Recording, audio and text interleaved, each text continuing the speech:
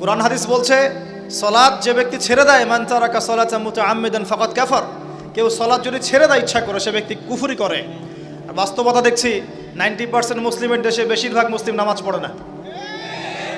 কুরআন সুন্নাহ বলছে যে আপনাকে যাকাত দিতে হবে, নিসাব পরিমাণ সম্পদ হলে যাকাত দিতে হবে, কিন্তু আমরা বাস্তবতায় দেখছি আমরা দান সদকা করতে রাজি, যাকাত দিতে রাজি নই। অনেক ফারাক। আমি চিন্তা শিখলাম যে দুনিয়া আর কোরআন সুন্নাহ একভাবে চলছে না।